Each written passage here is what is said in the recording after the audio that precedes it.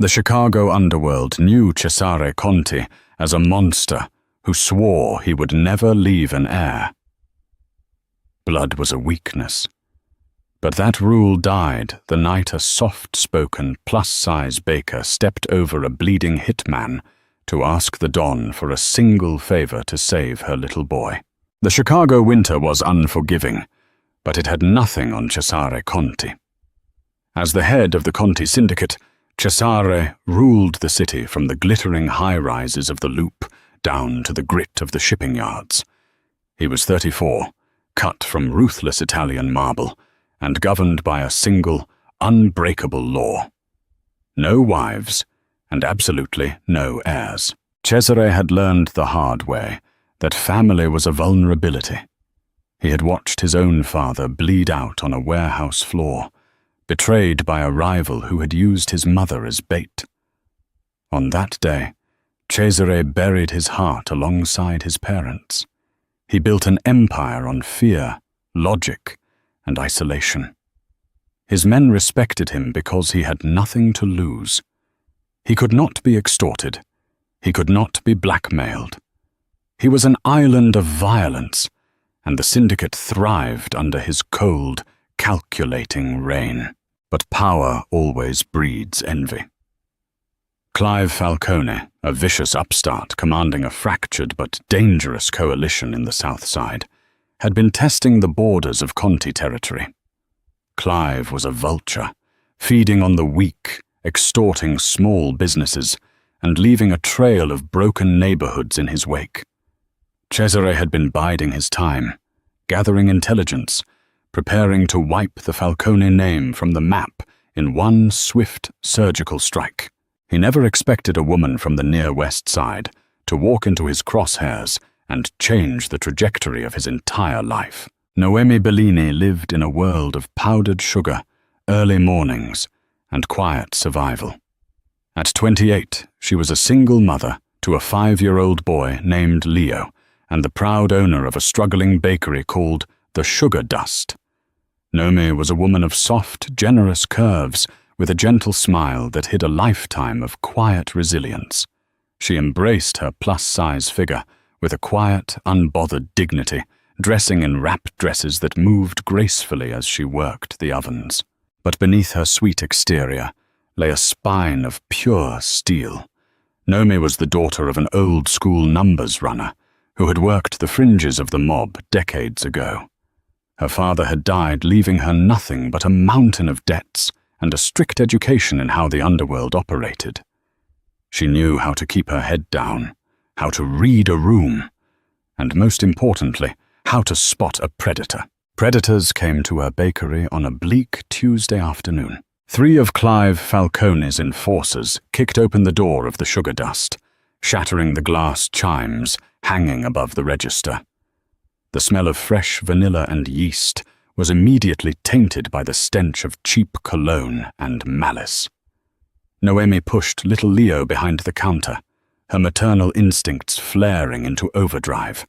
The lead thug, a bruised-looking man with a scarred lip, slammed a baseball bat onto the pastry display, shattering the glass. He informed Noemi that her neighborhood was under new management. Clive Falcone required a protection fee, a sum so astronomical that it would bankrupt her in a month. When Noemi calmly stated she did not have the money, the thug reached over the counter, grabbing a handful of her apron, and yanked her forward.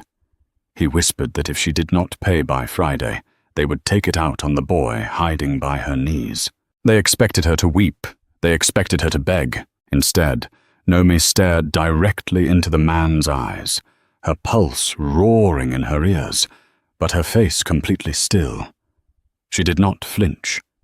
She simply memorized his face, brushed his hand off her apron, and told him she would handle it.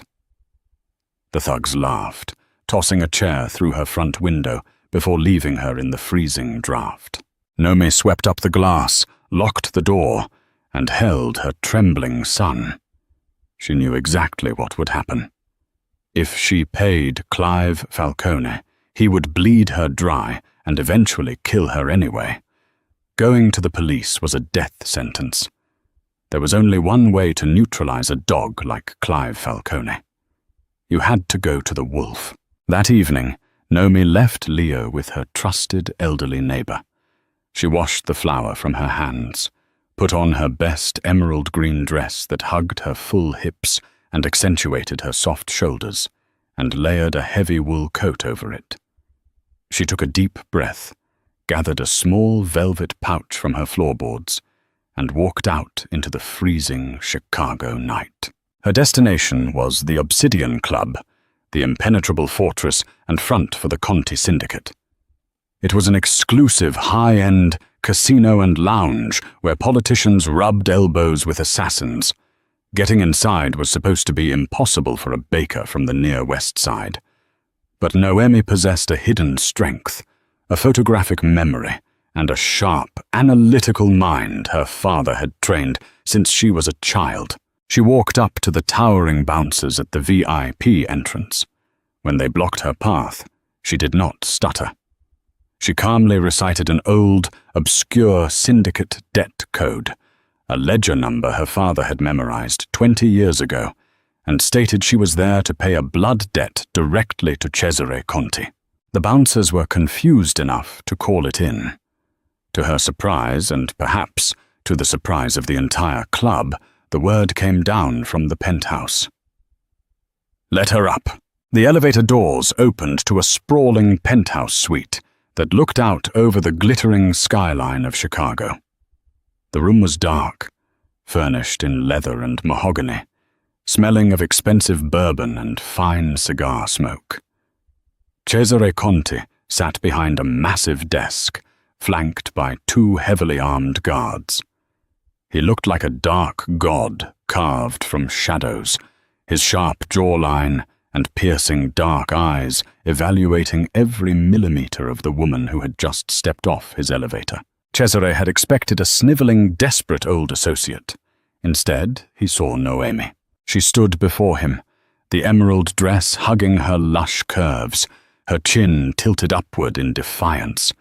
The freezing wind had flushed her cheeks, and a few strands of dark hair had escaped her bun.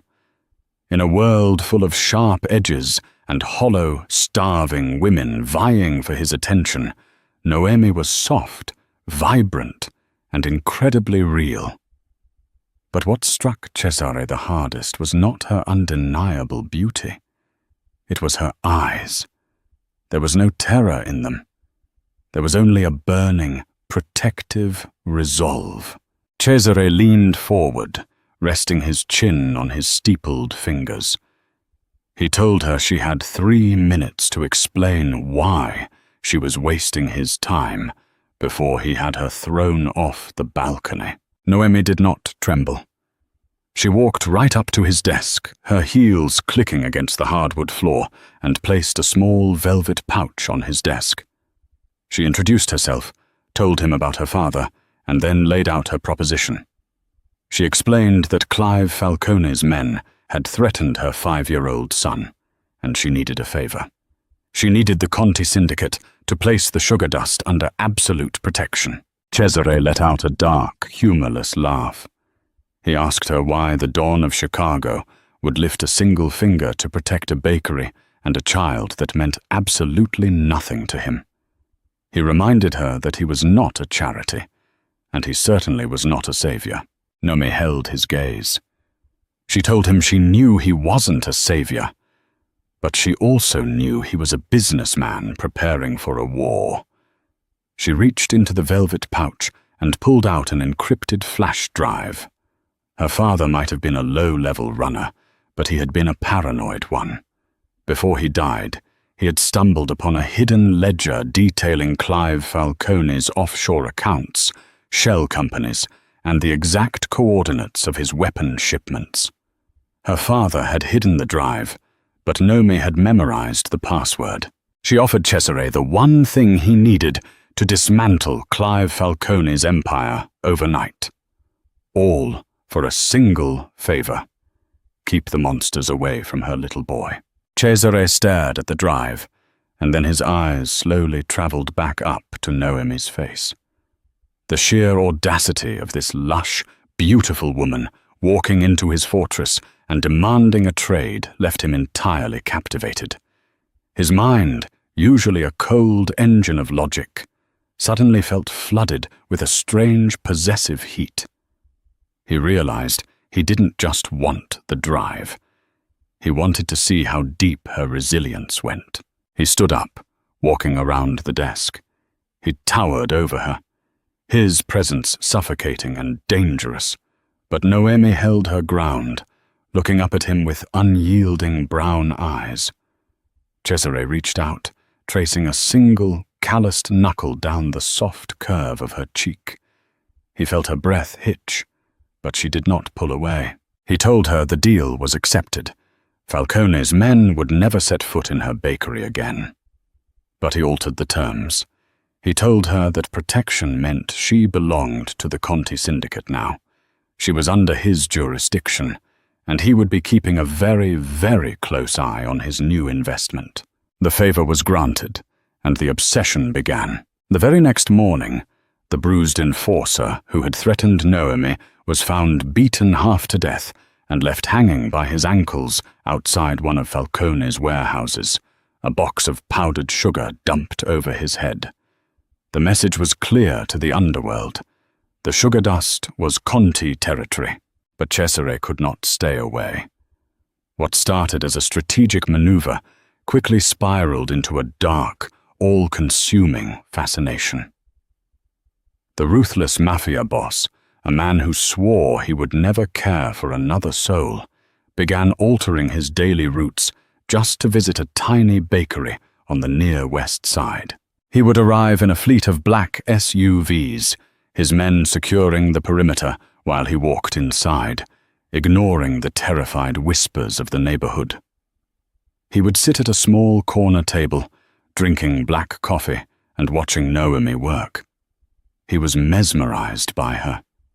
He loved the way she moved, the capable strength in her hands as she kneaded dough, the gentle way she handled her customers, and the fierce, unconditional love she showered on her son, Leo.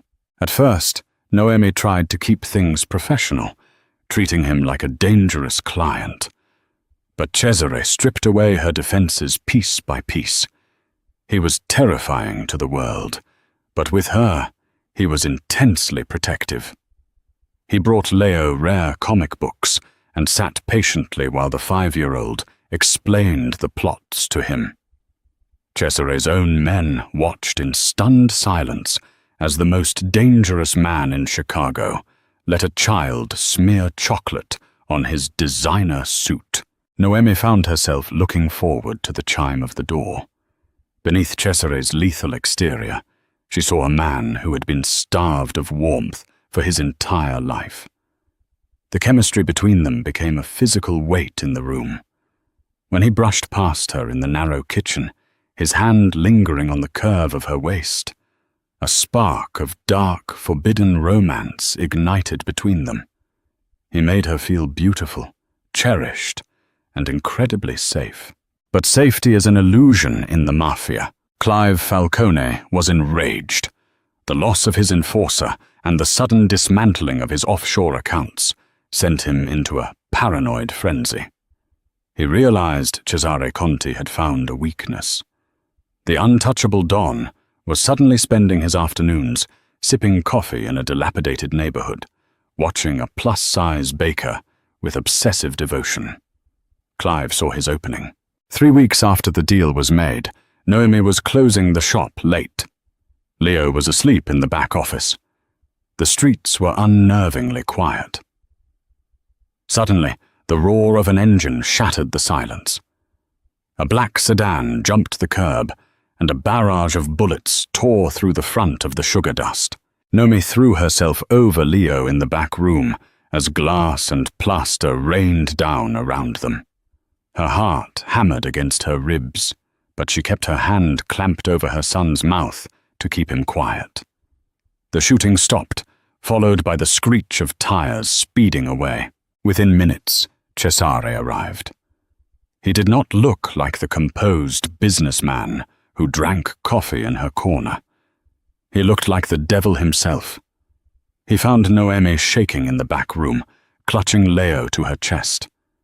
When Cesare saw the blood on her arm from a grazing piece of shrapnel, something inside him snapped permanently. He dropped to his knees, pulling Noemi and Leo into his massive arms. He pressed his face into her hair, inhaling the scent of vanilla and gunpowder. The rule he had lived by his entire life shattered into 1,000,000 pieces on the bakery floor. He didn't just want to protect her as an asset. She was his. Leo was his. Cesare looked at his underboss over Noemi's shoulder, his eyes pitch black with lethal intent. He ordered his men to pack her things. They were never coming back to this apartment. Noemi and Leo were moving into his penthouse, behind bulletproof glass and an army of guards. As Cesare carried a sleeping Leo out to the armored SUV, his other hand gripping Noemi's tightly, he swore a silent oath to the Chicago skyline. He was going to burn Clive Falcone alive. The ruthless boss who said no heirs was taking his family home. The penthouse atop the Conti Tower was a fortress suspended in the clouds, a sanctuary of bulletproof glass, steel, and cold Italian marble. For Cesare Conti, it had always been a solitary watchtower. But within 48 hours of Noemi Bellini and her son arriving, the sterile luxury was transformed. The scent of expensive bourbon and gun oil was replaced by the aroma of rising dough, melted butter, and vanilla. Noemi refused to be treated like a fragile captive, even if she was flanked by heavily armed guards every time she walked down the hallway. She needed normalcy for Leo, so she commandeered the massive, state-of-the-art kitchen. She baked pastries, bread, and cakes, feeding the stern-faced syndicate's enforcers who guarded their doors. The hardened killers of the Chicago underworld quickly realized that the Don's new obsession was not just a beautiful woman. She was the heart the syndicate never knew it needed. Cesare, however, was a man standing on the edge of a precipice. The drive Noemi had given him was a gold mine. Using the ledger data, Cesare systematically dismantled Clive Falcone's operation. He froze Clive's offshore accounts through illicit bank contacts, intercepted his weapon shipments at the naval pier, and burned 3 of his counterfeit warehouses to the ground. The streets of the South Side were running red, and Cesare was orchestrating the slaughter with the cold precision of a maestro. Yet the moment Cesare stepped off the private elevator into his penthouse, the ruthless Don vanished. He would strip off his blood-spattered suit jacket, wash his hands with obsessive care, and walk into the kitchen. He would stand in the doorway, simply watching Noemi. He was entirely captivated by her. In a world of sharp, starving socialites and calculating Mafia princesses, Noemi was an oasis of warmth. He loved the generous, lush curves of her body, the soft swell of her hips, and the way her dark hair cascaded over her full shoulders. He worshipped her resilience. She had looked a cartel of killers in the eye and walked away without blinking. One evening, after Leo had been tucked into bed in a room filled with toys Cesare had bought for him, the tension between Noemi and Cesare finally snapped. Noemi was wiping down the granite countertops when Cesare approached her from behind. He wrapped his massive arms around her waist, pulling her back against his chest. He buried his face in the crook of her neck, exhaling a long, exhausted breath. Noemi turned in his arms, her hands coming up to cup his face. She felt the tension in his jaw, the exhaustion in his dark eyes. She didn't see the monster the city feared. She saw a man who was carrying the weight of an empire to keep her safe.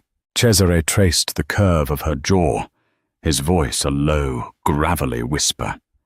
He confessed that he had spent his entire life building walls, swearing he would never let a woman or a child become his weakness.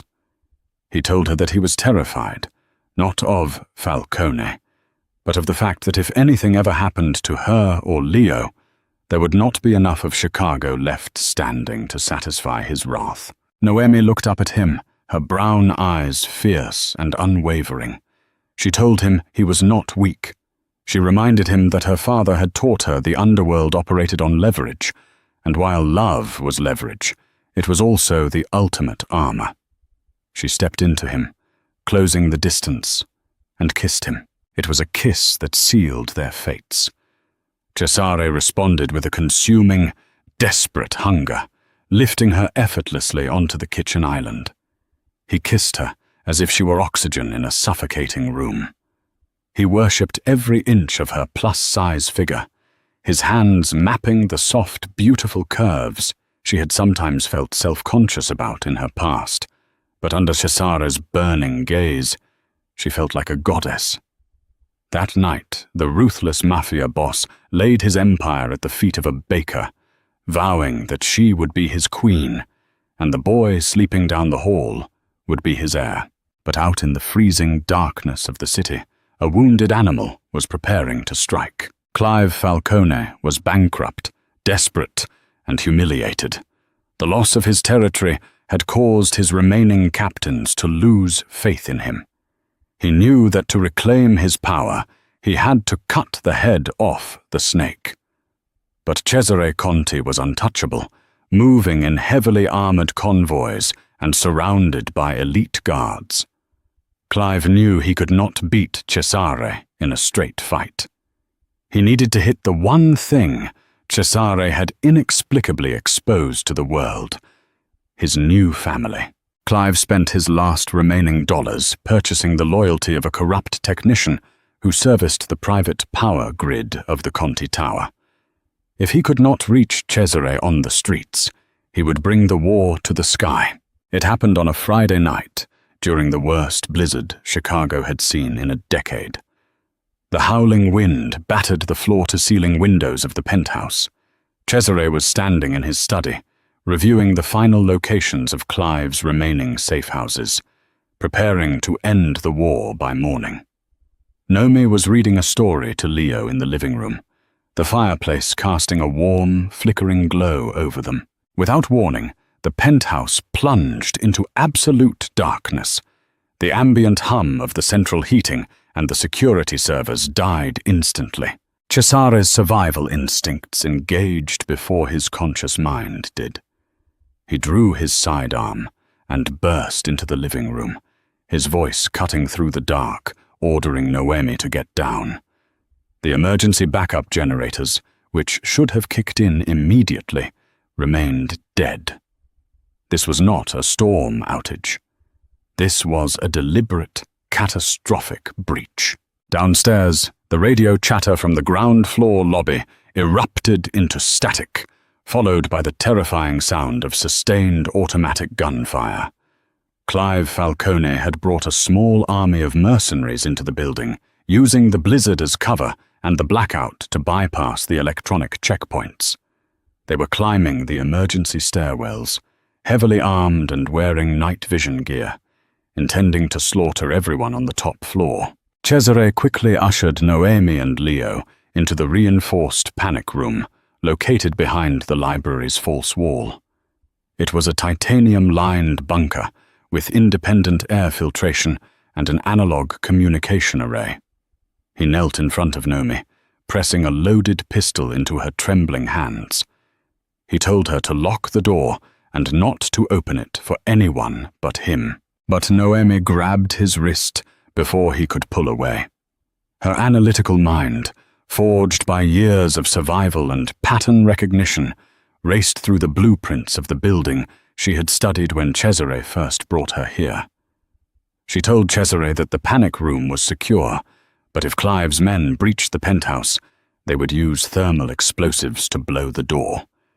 She refused to sit blindly in a box while the man she loved fought alone in the dark. She pointed to the analog surveillance hub inside the panic room. The internal cameras operated on a closed-circuit battery system that the blackout could not disable. She told Cesare she would be his eyes. She would guide him through the earpiece.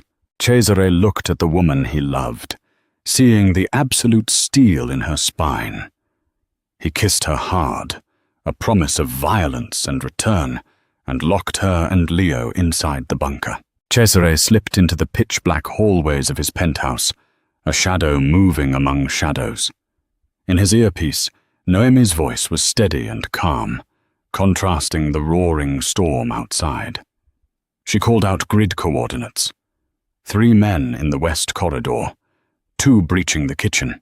Cesare moved with terrifying efficiency. He was a phantom of death. When Noemi warned him of a flank in the dining room, Cesare dropped into the darkness, slicing the legs out from under a mercenary, before executing him silently. He moved through his home, systematically hunting the invaders. The mercenaries, expecting a panicked billionaire, instead found the devil himself waiting in the dark. But Clive Falcone was not a mercenary. He was a coward who used others as shields. While his men died in the corridors, Clive slipped through the master bedroom, locating the structural seams of the library walls. He planted a localized breach charge on the outer wall of the panic room. The explosion rocked the penthouse, blowing a massive hole in the plaster and revealing the reinforced titanium door. The blast disabled the internal cameras. In Cesare's earpiece, Noemi's voice cut out, replaced by deafening static. Cold, absolute terror seized Cesare's heart. He abandoned stealth, sprinting through the smoke-filled hallways, gunning down the last 2 mercenaries in his path. He burst into the library, just as Clive Falcone was placing a thermite charge directly onto the panic room's electronic locking mechanism. Cesare did not hesitate. He fired, putting a bullet straight through Clive's shoulder. The impact spun the villain around, the thermite charge dropping harmlessly to the floor. Clive collapsed against the wall, clutching his bleeding arm, his face twisted in a snarl of agony and hatred. He spat blood onto the floor, laughing breathlessly, telling Cesare that the great Don had gone soft, that he had traded his invincible armor for a fat baker and a bastard child. Cesare walked slowly across the room. He did not speak. He did not offer a grand, villainous monologue. He simply grabbed Clive by the throat, lifted him off his feet, and slammed him against the shattered wall. Cesare's eyes were devoid of humanity.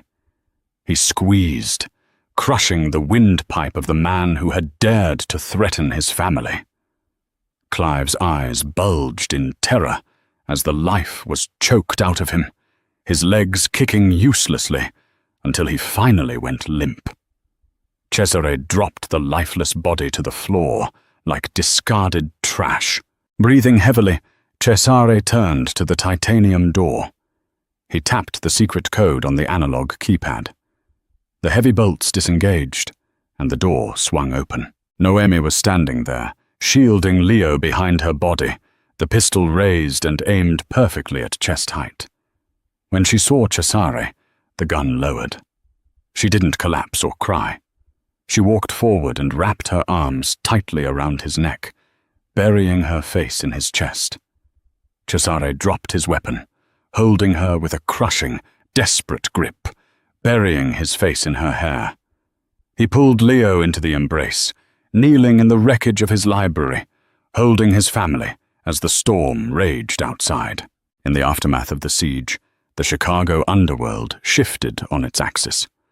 The Falcone syndicate was utterly annihilated, its remnants absorbed or destroyed by Contian forces.